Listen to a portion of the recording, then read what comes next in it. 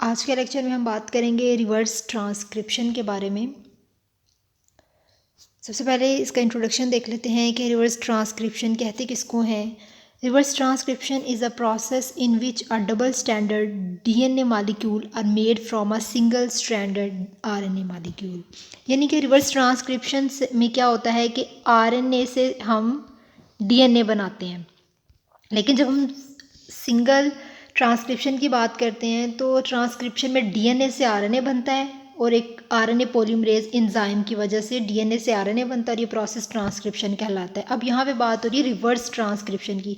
Reverse transcription में RNA से DNA बनेगा और यहाँ पे जो एंजाइम इन्वॉल्व होगा वो है रिवर्स ट्रांसक्रिप्टेज और इस प्रोसेस को हम कहते हैं रिवर्स ट्रांसक्रिप्शन। और ये जो रिवर्स ट्रांसक्रिप्शन है ये वायरसेस में होता है।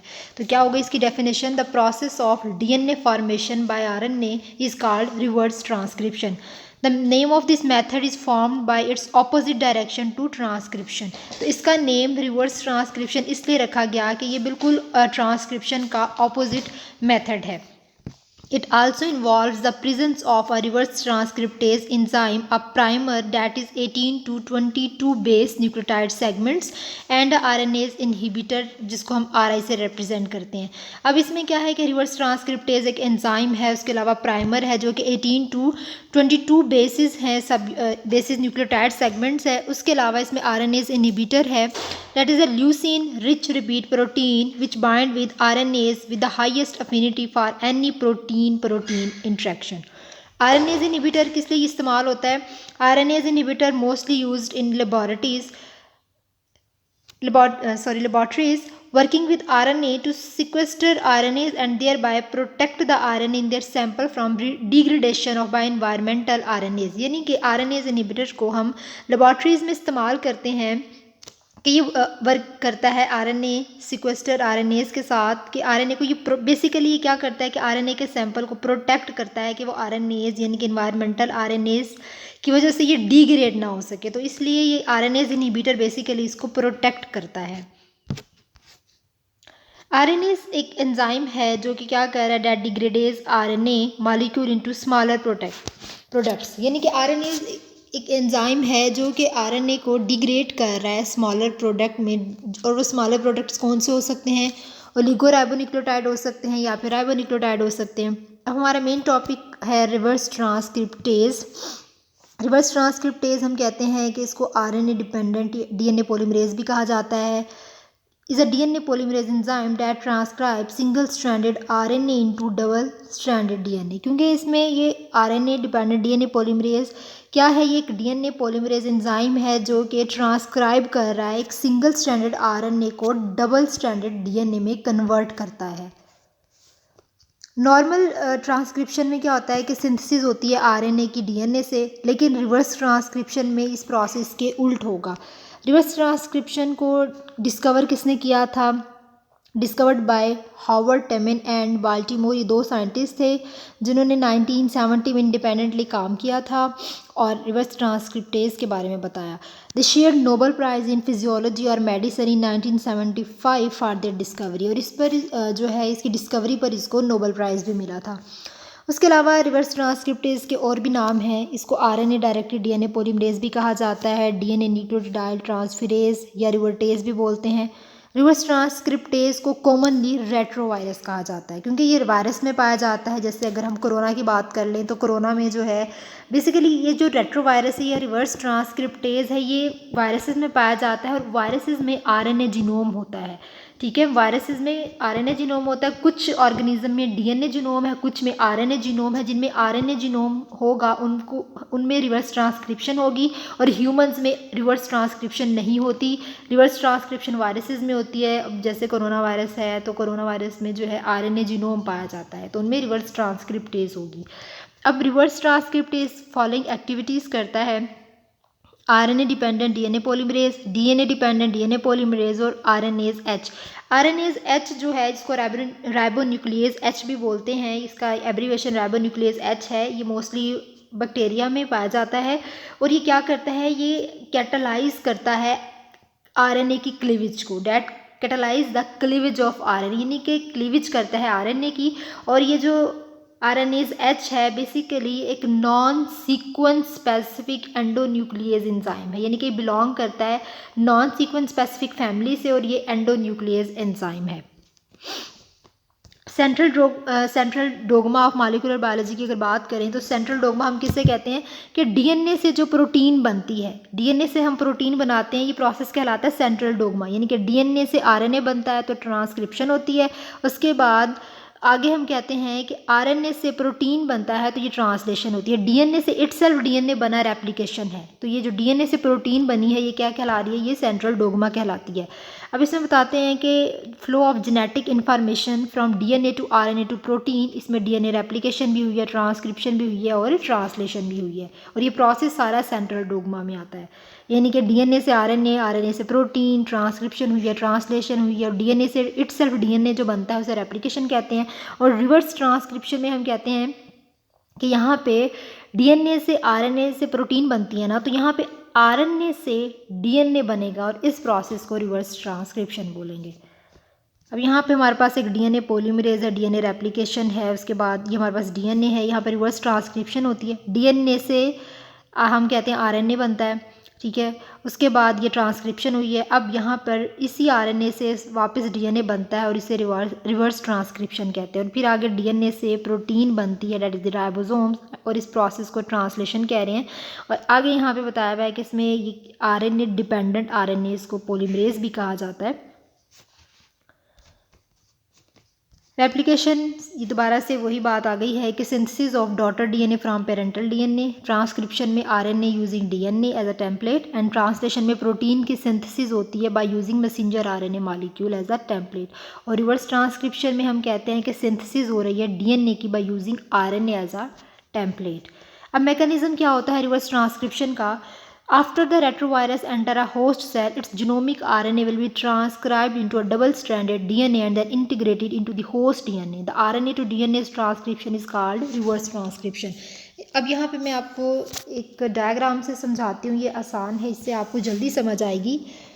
तो यहाँ पे हमारे पास ये एक वायरस है जिसको हम रेट्रोवायरस बोल रहे हैं, ये इसके स्पीग्यूस हैं, ठीक है। यहाँ पे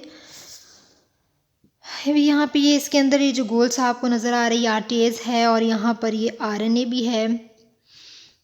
अब यहाँ पर ये जो वायरस है ये आगे हमारे पास ये प्लाज्मा मेम्ब्रेन है, ये आप समझे कि ये एक होस्ट सेल है। अब इस होस्ट सेल के अंदर इस वायरस ने दाखिल होना होता है। तो अब यहाँ पे ये जो होस्ट सेल है इसके अंदर न सिर्फ आरएनए दाखिल होता है और ये आरटीएस जो है एंजाइम ये दाखिल होता है, लेकिन बाकी जो इसकी इन्वेलप है वो बाहर ही रह जाता है, ठीक है। ये जो आपके कांटे नुमा नज़र आ रहे हैं, ठीक है, स्पाइक्स जो बने हुए हैं, तो ये सारे वायरस में नहीं होते, ये कुछ वायरस में होते हैं।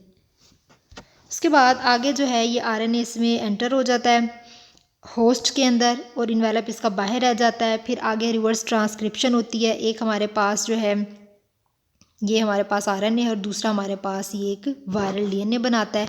फिर आगे ये जो है ये चला जाता है न्यूक्लियस के अंदर, क्योंकि इसके पास अपना भी जो है एक डीएनए होता है होस्ट के पास। Then it goes into the nucleus and it integrate into the host cell. उसके बाद जो इसके बाकी आरएनए बचता है उसको ये डिग्रेड कर देता है, यानी कि रिवर्स ट्रांसक्रिप्टेज जो है इसके दो फंक्शंस होते हैं। एक तो ये जो है आरएनए से क्या कर रहा है, आरएनए से ये डीएनए बना रहा है, दूसरा वो जो डीएनए बन रहा है वो वायरल डीएनए होगा। दूसरा इसका फंक्शन ये होता है कि ये आरएनए को डिग्रेड भी करता है, यानी कि ये आरएनए की डिग्रेडेशन का भी काम करता है। अब ये वायरस जो है ये दोबारा से हम डिस्कस कर लेते हैं। ये वायरस है, ये एंटर होता है प्लाज्मा मेम्ब्रेन से, किसी भी होस्ट के अंदर एंटर हुआ, इसका एनवेलप बाहर रह गया, इसका जो आरएनए और इसका आरटीएस एंजाइम है वो दाखिल हो गया, रिवर्स ट्रांसक्रिप्शन होती है, वायरल डीएनए बनाता है। Then viral DNA goes into the nucleus and it integrate into the host cell. फिर इससे हमें फर्दर एक वायरस बन जाता है, और इसमें एक वायरस नहीं इसमें बहुत सारे वायरस बनते हैं, और इस प्रोसेस को हम कहते हैं रिवर्स ट्रांसक्रिप्शन। तो यहाँ पे ये कुछ पॉइंट्स इन्होंने जो है इसको एक्सप्लेन किया हुआ है, जो कि यहाँ से आपको समझ आना मुश्किल था, तो इसलिए मैंने वहाँ से आपको समझा दिया है। अब रेट्रोवायरस की अगर बात करते हैं तो इसमें कुछ जीनोम्स भी पाई जाती हैं, ठीक है, इसको भी हम डिस्कस कर लेते हैं। यहाँ पे लिखा हुआ है कि the mechanism of reverse transcription, the entire process is catalysed by reverse transcriptase which has both DNA polymerase and RNase H activities. इसमें दोनों डीएनए पॉलीमरेज और आरएनएज एच एक्टिविटीज़ है। इसको हम पहले पढ़ लेते हैं ताकि आप लोगों को यहाँ से समझ आ जाए। पहले पॉइंट में क्या है कि retrovirus specific cellular RNA transfer RNA क्या करता है, वो हाइब्रिडाइज होता है एक कंप्लीमेंट्री रीजन जिसको हम कहते हैं प्राइमर बाइंडिंग साइट, उसके साथ एक रेट्रोवायरस जो है वो आकर बाइंड करता है। फिर एक DNA segment extended from transfer RNA based on the sequence of the retroviral genome RNA. फिर एक डीएनए सेगमेंट जो है वो उधर से एक्सटेंड होता है। Then viral R and U5 sequence are removed by RNase H. अब ये जहाँ पे कुछ सीक्वेंस इनको रिमूव किया जाता है आरएनएज एच की वजह से। फर्स्ट जंप में क्या है कि डीएनए जो है ये क्या कर रहा है, ये हाइब्रिडाइज कर रहा है with the remaining R sequence at the 3 end, क्योंकि 3 हमने बात की थी कल जो हमने पढ़ा था रेप्लिकेशन, उसमें हमने कहा था कि ये मोस्टली जो न्यूक्लियोटाइड हैं यानी कि डीएनए की सिंथेसिस होती है तो वो 3 एंड पर आकर अटैच होते हैं। अब डीएनए स्ट्रैंड जो है वो एक्सटेंड होता है उसके 3 एंड से। फिर जो वायरल डीएनए होता है, कुछ जो एक्स्ट्रा हम कह रहे हैं वायरल डीएनए है, उसको रिमूव किया जाता है आरएनएज एच की वजह से। फिर एक सेकंड स्ट्रैंड जो है वो बनता है आरएनए की वजह से, वायरल आरएनए की वजह से। Both transfer RNA and remaining viral RNA are removed by RNase H. RNase H का काम यह है कि ये वायरल आरएनए को और ट्रांसफर आरएनए को रिमूव करता जाएगा। फिर जो क्योंकि वायरल डीएनए ये बनाता जाएगा, फिर जो बाकी होगा आरएनए उसको ये रिमूव करता जाएगा। फिर आगे सेकंड में क्या है कि जो हमारे पास पीबीएस रीजन है सेकंड स्ट्रैंड का, वो क्या करेगा, वो पहले हाइब्रिडाइज करेगा फर्स्ट स्ट्रैंड के पीबीएस रीजन को। Extension on both DNA strands LTR stand for long terminal repeat. अब इस दोनों जो डीएनए के स्ट्रैंड हैं, अब वहाँ पे हाइब्रिडाइजेशन का प्रोसेस हो गया, वो दोनों स्ट्रैंड इलोंगेट होंगे, उसमें एक्सटेंशन होगी और उसमें एक्सटेंशन होगी बाय LTR और उस एक्सटेंशन को हम LTR कह रहे हैं, यानी कि लॉन्ग टर्मिनल रिपीट कहा जा रहा है। आप लोग इसको यहाँ से आप लोगों को मुश्किल होगा, जो मैंने आपको मैकेनिज्म बताया है रिवर्स ट्रांसक्रिप्शन का, आप उसको अच्छी तरीके से करिएगा। और यहाँ पे ये जो एंजाइम है आपने ये याद रखना है कि फर्स्ट पॉइंट में क्या है, सेकंड में क्या है, और इसको रिमूव जो वायरल आरएनए इसको रिमूव कौन कर रहा है, और इसके बाद जो है LTR क्या चीज़ है। अब यहाँ पे हम डिस्कस करते हैं कि डीएनए के अंदर जो है कुछ जीनोम भी पाई जाती हैं। अब यहाँ पे हमारे पास है आरएनए वायरस जीनोम में, एक तो हमारे पास LTR यानी कि इसका 5 एंड है, ये इसका 3 एंड है। यहाँ पे LTR, गैग, पोल, इन ये सब जीन्स, और जीन्स को हम स्मॉल लेटर में लिखते हैं, ठीक है। Retrovirus typically have 3 genes. अब 3 जीन्स है इसमें, ठीक है। LTR मैंने आपको बता दिया कि LTR क्या है। अब गैग है, पोल और एन। अब गैग क्या काम करता है, ये हम फंक्शंस इनके देख लेते हैं कि makeup interior core of viral particles, ये आपने याद रखना है, ठीक है। ये क्या करता है कि जो वायरस है उसका जो इंटीरियर कोर है उसको बनाता है। अब जो पोल है ये सबसे इम्पोर्टेंट है। पोल क्या करता है, ये 3 एंजाइम बना रहा है, एक तो ये आर्टेज है, दूसरा प्रोटीएज और थर्ड पे इंटीग्रेज है। प्रोटीएज जो होता है ये लॉन्ग पेप्टाइड जो बनते जाते हैं उसको ये क्लीव करता जाता है, और जो इंटीग्रेज है इसका क्या काम है कि ये इंसर्ट करता है वायरल डीएनए को होस्ट में, यानी कि इसका काम है कि ये जो वायरल डीएनए बनता है उसको ये होस्ट में इंसर्ट करने का काम करता है। जबकि ये ENV जो है ये वायरल इन्वेलप, यानी कि जो वायरस का इन्वेलप है उसको ये इन्वेलप है उसको ये बना रहा है, जबकि गैग जो है ये इसकी इंटरनल कोर को बना रहा है। और जो पोल है ये 3 एंजाइम बना रहा है, आरटीएज, प्रोटीएज, इंटीग्रेज। और जो प्रोटीएज है ये क्लीव करता है लॉन्ग पेप्टाइड को, और जो इंटीग्रेज है ये इंसर्ट करता है वायरल डीएनए को होस्ट क्रोमोसोम में।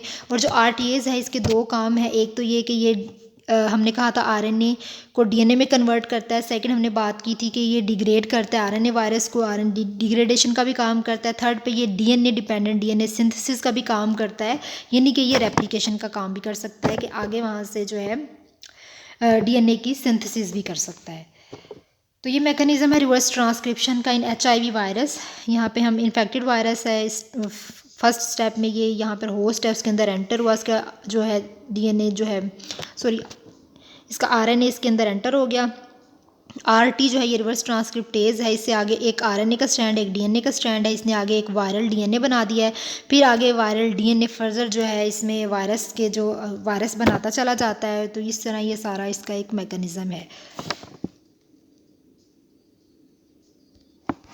अब आगे इसकी बायोलॉजिकल सिग्निफिकेंस है रिवर्स ट्रांसक्रिप्टेज की कि ये एज एंटीवायरल ड्रग भी इस्तेमाल होता है। As HIV uses reverse transcriptase to copy its genetic material and generate new virus. ठीक है, एक ये क्या करता है कि रिवर्स ट्रांसक्रिप्टेज अपने जेनेटिक मटेरियल की कॉपी बनाता है और एक नया वायरस जनरेट करता है। इसमें कुछ ड्रग्स भी इन्वॉल्व होती हैं इस प्रोसेस के लिए, जो कि इसकी ग्रोथ को सप्रेस करने का काम करती हैं। अब यहाँ पे वो ड्रग्स कौन कौन सी हैं हम कह रहे हैं कि जो ड्रग्स यूज़ हो रही हैं उसको हम रिवर्स ट्रांसक्रिप्टेज इनहिबिटर कह रहे हैं। उनमें जो है ये है ज़िडोविडीन, ठीक है। उसके अलावा हमारे पास है लेमिविडीन, जिसको एपिवीर भी बोल रहे हैं, टीनोफेवीर है जिसको वायरेट भी बोल रहे हैं, as well as non nucleoside inhibitor such as nevirapine, viramune, ठीक है। ये ड्रग्स के नाम है जो कि as a reverse transcriptase inhibitor इस्तेमाल हो रही हैं।